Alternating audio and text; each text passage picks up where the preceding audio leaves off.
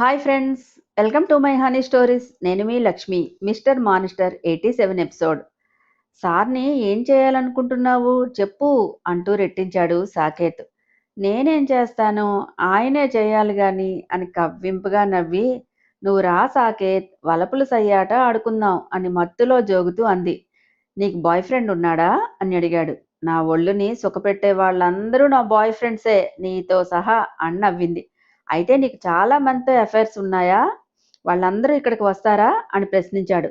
అందరూ రారు, ఒక్కడే వస్తాడు. ఇప్పుడు నువ్వొచ్చావు అంతే.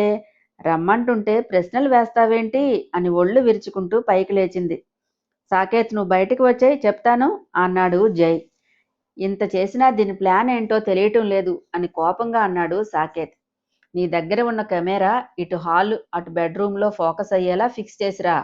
ఓకే, దీనికి మదం ఎక్కువై కొట్టుకుపోతోంది అని తన దగ్గర ఉన్న హిడెన్ కెమెరా తీసి డోర్ దగ్గర ఫిక్స్ చేసి బెడ్ మీద గింగిరాలు తిరుగుతున్న షకీలాని చూసి ఈసడిస్తూ బయటికి వచ్చేశాడు సాకేత్. తన పాకెట్లో ఉన్న జామర్ ఆన్లో ఉండడంతో ఏ కెమెరా పని చేయలేదు. షకీలా ఫ్లాట్లో కూడా కెమెరా ఫిక్స్ చేసి ఉంటుందేమో అనే డౌట్తో జామర్ యూజ్ చేశాడు సాకేత్. మరి తన కెమెరా యూజ్ చేశాడు కదా అనే మీకు డౌట్ వచ్చుంటుంది. ఇది latest technology friends, so jammer వల్ల ఆఫ్ అవ్వదు అని మనవి చేస్తున్నా. జై వాళ్ళు ఉన్న కార్ దగ్గరికి వచ్చి డోర్ తీసుకొని ఎక్కి, ఉఫ్ ఏం కంత్రీదిరా బాబు అది అంటూ హెయిర్లో వేళ్లు పెట్టుకుని లాక్కున్నాడు సాకేత్. గుర్రు గుర్రుమంటూ సౌండ్ చేస్తూ బొగ్గు ట్రైన్లా పొగలు కక్కుతోంది స్నిగ్ధ. ఏంటి సౌండ్ అని అటూ ఇటూ వెతికాడు. భుజం మీద ట్యాప్ చేసి కళ్ళతో సైగ చేశాడు జై. నీకేం మాయరోగం వచ్చిందే, డాల్మేషన్లా గుర్రుగుర్రుమంటున్నావు అని మొహం విరుచుకున్నాడు.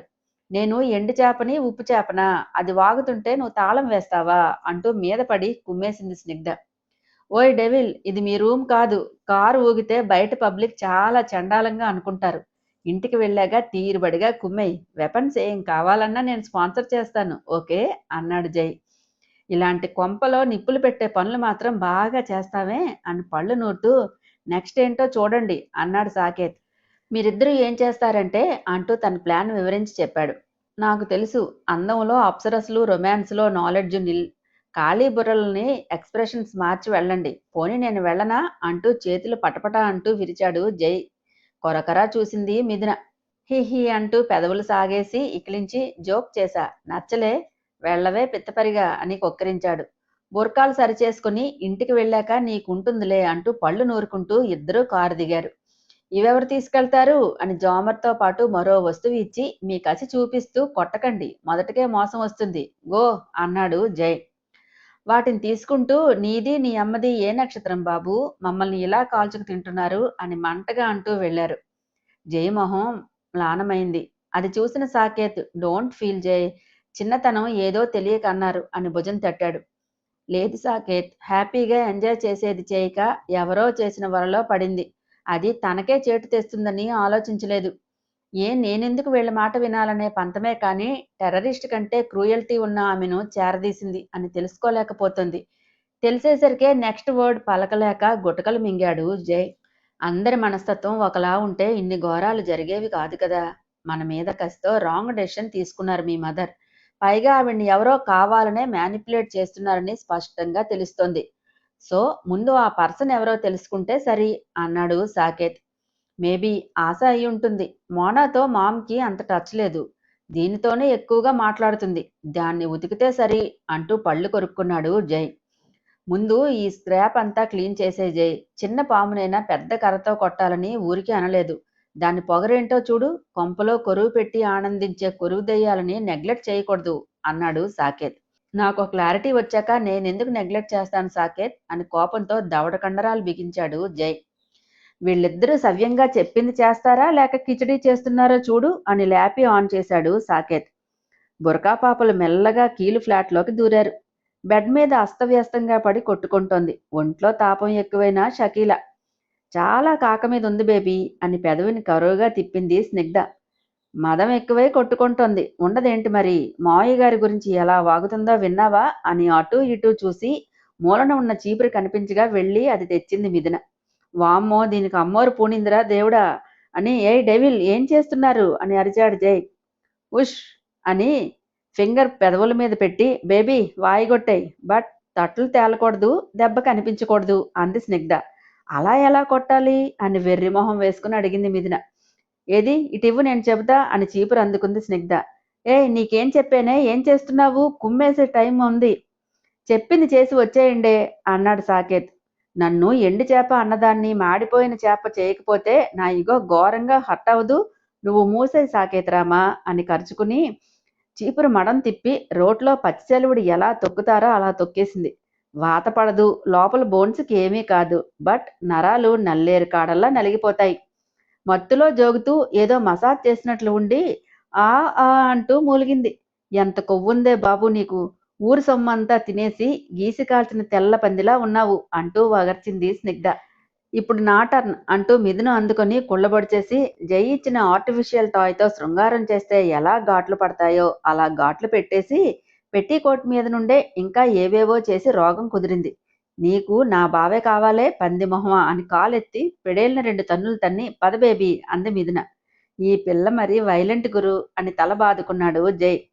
ఫస్ట్ నుండి ఎంత సైలెంటో అంత కోపిష్టి, అస్సలు తగ్గదు అని మురుసుకుపోయాడు సాకేత్. అది అలా మారడానికి నీ పుషింగ్ ఎక్కువ ఉన్నట్లు తెలుస్తోందిలే అని మండిపడ్డాడు జై. అయినో అంటూ తలెగరేశాడు సాకేత్. ఈ టెక్కుకి ఏం తక్కువ లేదు అని పళ్ళు నూరుకున్నాడు జైబాబు. కంగారుగా వస్తుంటే షకీలా ఎదురు ఫ్లాట్ వాడు అడ్డగించి ఎవరు మీరు అని అనుమానంగా చూశాడు. మేమా అంకుల్, మీ పక్క ఇంటి వాళ్ళ చుట్టాలం అని మొహం మీద బుర్కా సరిచేసుకుంది స్నిగ్ధ. అవును తిను, అక్క వరుస, నేను వదిన వరుస అవుతాం అంటూ మిథున అందుకుంది.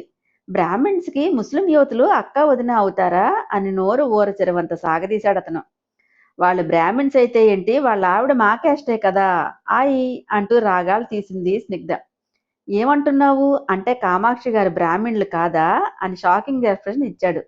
కాదంటే కాదు, అవునంటే అవును, ఆవిడ ముస్లిం బ్రాహ్మిన్స్, నేను అక్క ఇది వదిన, అంతే పద ఆయి అంటూ మిథున లాక్కుపోయింది స్నిగ్ధ. నెత్తి మీద ఉన్న 4 ఎంట్రుకల్ని పీక్కుంటూ, ఇంతకీ కామాక్షి వయసు 60, ఆవిడికి ఈ అమ్మాయి అక్క, ఇంకో ఆమె వదిన, పైగా ముస్లిం బ్రాహ్మిన్స్ అంట, ఇలాంటి క్యాస్ట్ కూడా ఉందా, ఏంటి ఈ కన్ఫ్యూజన్ అని అంటూ అరిచాడు.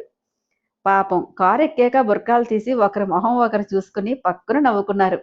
కారు స్టార్ట్ చేస్తూ ఎందుకే అంత నవ్వొచ్చింది, దాన్ని కుమ్మినందుక అని అడిగాడు జై. దాన్ని కుమ్మింది ఏమీ సాటిస్ఫాక్షన్ రాలేదు, ఇంకో అవకాశం ఉందని చెప్పారు కాబట్టి ఏదో పైపైన అట్టా అట్టా చీపురు ఆడించాము అని మూతి విరిచింది మిథున. మరి నవ్వెందుకుమా అని అడిగాడు సాకేత్. వచ్చేటప్పుడు ఒక బట్టతల బ్రహ్మం తగిలాడులే బావా, వాడిని ఆడుకుంది గుర్తుకు వచ్చింది అంటూ నవ్వింది మిథున. మీ టాలెంట్తో వాడికి పిచ్చి ఎక్కించారా అంటూ నవ్వి, మీ ఫేసులు చూడలేదు కదా అన్నాడు సాకేత్. నో నో అంటూ బుర్రలు అడ్డంగా తిప్పారు పాపలిద్దరూ. తోకలేని మంకీస్ చూసి రమ్మంటే కాల్చి వచ్చే రకాలు అని వెక్కిరించాడు జై. థ్యాంక్స్ అంటూ మూతులు తిప్పారిద్దరు. Next day full fever attack చేసింది నీరజని. బెడ్ దిగే ఓపిక లేక షకీలా గురించి చూస్తోంది. 9 అయినా కీలుపాప జాడ ఎక్కడా లేదు. సన్నగా దగ్గుతూ కష్టంగా బెడ్ దిగి బయటకు వచ్చింది. హాల్లో ఎవ్వరూ కనిపించలేదు. ఈ పెంట మొహంది ఇంత టైమైనా రాలేదేంటి అని చిరాకు పడుతూ గంగా అని పిలిచింది. కిచెన్లో ఉన్న గంగకు నీరజ వాయిస్ వినిపించలేదు, అందుకనే పలకలేదు. గంగా అని మళ్ళీ పిలిచింది. అటుగా వచ్చిన వాసంతి విని తల తిప్పి చూసింది. మొహం అంతా పీక్కుపోయి అదో రకంగా ఉన్న నీరజను చూసి ఏమైంది, అలా ఉన్నావేంటి అని టెన్షన్ వచ్చింది. అంత నీరసంలో కూడా బలుపు చూపిస్తూ నాకేమైతే నీకేం, గంగని పిలిచాను నిన్ను కాదు అంది. ఫీవర్ వచ్చిందా అని నీరజ మాటలు పట్టించుకోకుండా టచ్ అయిపోయింది. చేతిని విసిరికొట్టి డోంట్ టచ్ మీ అంది వాసంతితో నీరజ. ఏంటా దురుస్తనం, హెల్త్ బాగాలేనప్పుడు కూడా బలుపుకి ఏం తక్కువ లేదు, నిన్ను నీవే ఒంటరిని చేసుకుంటున్నావు, అర్థమవుతుందా అని సీరియస్ అయ్యి గంగా అని గట్టిగా పిలిచింది వాసంతి. నీ బోర్డు అడ్వైజ్ నాకేం అవసరం లేదు, సింపతి డ్రామాలు ప్లే చేసి నువ్వేదో గొప్పదానిలో ప్రూవ్ చేసుకోవాలని ఆరాటపడుతున్నావా, మా వాళ్ళంటే గొర్రెల మంద కాబట్టి నీ బుట్టలో పడ్డారు, నేనేం అలా కాదు అంటూ పొగరుగా తలెగరేసింది నీరజ. పిలిచారా అమ్మా అంటూ వచ్చింది గంగ. ఏ నీ చెవిలో చెట్లు మొలిచాయా, నేను పిలిస్తే రావాలని తెలియదా, అంత బలిసిందా అంటూ ఫైర్ అయింది నీరజ. వినిపించలేదు మేడం, పనిదానికి బలుపేం ఉంటుంది అని మంటగా అంది గంగ. ఈ షకీలా ఎక్కడ చచ్చిందో చూడు అని వాసంతి వైపు మువ్వారింపుగా చూసి రూంలోనికి వెళ్ళింది. షకీలా నిన్నటి నుంచి లేదండి, ఎక్కడికి ఎగిరిపోయిందో నేనెలా చూడాలి అని వాపోయింది గంగ. హెల్త్ బాగాలేదనుకుంటా గంగా. అది లేకపోతే వదిలేయ్. ఏం కావాలో కాస్త చూడు. టిఫిన్ సంగతి నేను చూస్తాను. ఒంట్లో బాగోకపోయినా ఈగోకపోతుంది. ఏంటో అని నిట్టూర్చి వెళ్ళింది వాసంతి. ఈవిడికి ఉన్నదే గోరోజనం. ఇప్పుడు కొత్తగా పోవడానికి ఏముంది అనుకుని నీరజ్ రూంలోనికి వెళ్ళింది గంగ. అదంతా విన్న సారథి గారు చిన్నగా నిట్టూర్చి, దీనిలో మార్పు రావాలంటే కలే. ఇంక మొక్కగా వంగంది మానైపోయాక వంగుతుందా నా పిచ్చిగాని అనుకుని ఫ్యామిలీ డాక్టర్కి కాల్ చేశారు. మనసు ఊరుకోదు కదా మరి. అందరూ డైనింగ్ టేబుల్ దగ్గరికి చేరారు. ఆంటీ, గంగేది అని డిషెస్ సర్దుతున్న వాసంతికి హెల్ప్ చేస్తూ అడిగింది మిథున. నీరజ్ రూంలో ఉంది మిథు. తనకి హెల్త్ బాగాలేదనుకుంటా అని ప్లేట్స్ పెట్టింది వాసంతి. అయ్యో అవునా, ఏమైంది అని వెళ్ళబోతుంటే, ఏయ్ ఎక్కడికి అని కసురుకున్నాడు జై. అది జై అంటూ నసుగుతుంటే, పని చూడు, అన్నీ నెత్తిన వేసుకోనవసరం లేదు అని నిర్మోహమాటంగా చెప్పాడు. ఇంకేం చేయలేక టిఫిన్ సర్వ్ చేసింది. ఎలాంటి ఎక్స్ప్రెషన్ లేకుండా బ్లాంక్ ఫేస్ పెట్టారు సారథి గారు. సీజన్ వల్ల అనుకుంటా అంది సుభద్ర. ఇకెవరూ ఏమీ మాట్లాడలేదు. మౌనంగా టిఫిన్ చేసేశారు. డాక్టర్ వచ్చి చూసి మెడిసిన్ రాసి ఇంజెక్షన్ చేసి తగ్గకపోతే హాస్పిటల్కి రండి, టెస్టులు చేయిద్దాం అని చెప్పి వెళ్ళాడు. గంగ వచ్చి హాట్ వాటర్ తీసుకెళ్ళింది. ఈ షకీల్ అయ్యేది పని వచ్చినప్పుడు ఎక్కడికి పోయింది, ఎక్కడికి ఎగిరింది అంటూ విసుక్కుంది సుభద్ర. జై వాళ్ళు ఒకరి మొహం ఒకరు చూసుకుని సన్నగా నవ్వుకున్నారు. లగేజ్ తీసుకెళ్లి కారులో పెట్టింది మెయిడ్. ఇంకో 4 రోజులు ఉండొచ్చు కదా వరం అని స్నేహితురాల్ని వదలలేక చేతులు పట్టుకుంది సుభద్ర. సత్యం ఇప్పటికే 100 సార్లు చేశాడు. ఇంకా వెళ్ళకపోతే వాడే వచ్చినా వచ్చేస్తాడు అని నవ్వి, నువ్వు రారాదు నాతో అంది వరంబామ్మ. ఇప్పుడు కాదులే, వస్తాను. మనశ్శాంతి కోసం కొన్నాళ్ళు ఎటైనా వెళ్ళిపోవాలి, తప్పదు అని జాగ్రత్త. వెళ్ళగానే ఫోన్ చేయి అంది సుభద్ర. సరే అంటూ సారథి దగ్గరికి వెళ్ళి, మరీ ఆందోళన పడకు నాన్న. మన చేతుల్లో లేని దానికోసం ఆలోచించినా వృధా ప్రయాస అవుతుంది. ఆరోగ్యం జాగ్రత్త. మిథు, నువ్వే కనిపెట్టుకుని చూడాలిమా అని చెప్పి అందరికీ చెప్పేసి బయలుదేరింది వరంబామ్మ. రెడీ అవుతున్న మిథునని బ్యాక్ నుండి హగ్ చేసుకున్నాడు జై. నా ఒంట్లో మ్యాగ్నెట్ ఏమీ లేదు, ఐరన్లా అతుక్కుపోతున్నావు అని సింధూరం తీసుకుంది మిథున. మ్యాగ్నెట్ లేదే, అయస్కాంతం ఉంది అని సింధూరం పాపిట్లో దిద్ది, లేడీస్ ఇక్కడ సింధూరం ఎందుకు పెట్టుకుంటారే అని అడిగాడు జై. ఆ అలంకారం కోసం, నీలాంటి లేజీ ఫెల్లోస్ చూపులు పడకుండా ఉండటం కోసం అని వంకరగా సమాధానం చెప్పింది. నీ అంటూ చీర పళ్ళు తప్పించి నడుమును ప్రెస్ చేసి, వంకర వేషం వేస్తే పగిలిపోతుంది అని మెడ మీద ముద్దు పెడుతూ, భర్త క్షేమం కోసమేనా అని మ్యాన్లీ వాయిస్తో చెవి దగ్గర గుసగుసలాడాడు. జై వెచ్చని ఊపిరి తగిలి చెంపల నుండి వేడి సెగలు పుట్టి తనువంతా గూస్ బంప్స్ వచ్చి కోగకళ్ళని కిందకి వాల్చేసి ప్లీజ్ అంటూ సన్నగా అంది. ఏంటే ప్లీజ్? నాలాంటి కొంటె కుర్రాడు పాపిట్లో సింధూరం ఉన్నా సైట్ కొట్టడం మానడు. ఆంటీలకు ఎక్స్పీరియన్స్ ఎక్కువ ఉంటుందని అంటూ ఉడికించాడు జై. గుర్రుగా చూస్తూ, నీ కంత్రి మాటలు కట్టిపెట్టు. జై లీవ్ అంటూ నడుం మీద ఉన్న చేతులు తప్పించాలని చూసింది మిథున. పట్టు మరింత బిగించి, నా పట్టు నుండి తప్పించుకోలేవు గాని నైట్ ఏంటే మీదకు చేరిపోయావు, నేనేమైపోవాలే అని భుజం మీద పెదవులు అద్దుతూ అన్నాడు. నేనా? అబద్ధాలు ఆడకు జై, 6 మంది ఆడపిల్లలు పుడతారు అంటూ నవ్వింది. 10 మంది పుట్టినా ప్రాబ్లం లేదు కానీ మ్యాటర్ తేల్చవే అంటూ పెదవులతో పదనిసలు పలికించి, ఊ అనొచ్చు కదే అని గారాలు పోయాడు. నన్ను చెడగొట్టకు, నువ్వు డిస్టర్బ్ అవ్వకు, ఓకే పద, లేట్ అయింది అని ముక్కు పట్టుకు లాగింది. దేవుడు అందం ఇచ్చాడు, పెసరంత రొమాంటిక్ సెన్స్ పెడితే ఆయన సొమ్మేం పోతుందో. ఇలాంటి బ్రెయిన్లెస్ బ్యూటీని ఇంపోర్ట్ చేసి నన్ను కాల్చుకు తినాలా అంటూ రాగాలు తీశాడు. జై ఎక్స్ప్రెషన్ చూసి కిలకిలా నవ్వేసింది మిథున. నీకు స్వీట్ టార్చర్ పెంచాలే బేబీ, బాగా టిమటిమలు ఎక్కువైపోయాయి. ముందుకు తిప్పుకొని అందం అంతా అడవి కాచిన వెన్నెలు చేస్తున్నావే, పద టూర్కి వెళదాం అన్నాడు జై. ఇప్పుడు టూర్ వెళ్లే మూడ్లోనే ఉన్నాం మనం అని పెదవి విరిచింది మిథున. హాయ్ ఫ్రెండ్స్, నా ఛానల్ నచ్చితే గనక లైక్ చేయటం, షేర్ చేయటం, సబ్స్క్రైబ్ చేసుకోవటం మర్చిపోకండి. పక్కనే ఉన్న బెల్ ఐకాన్ని ప్రెస్ చేయండి. నెక్స్ట్ అప్డేట్ కోసం వెయిట్ చేస్తూ ఉండండి.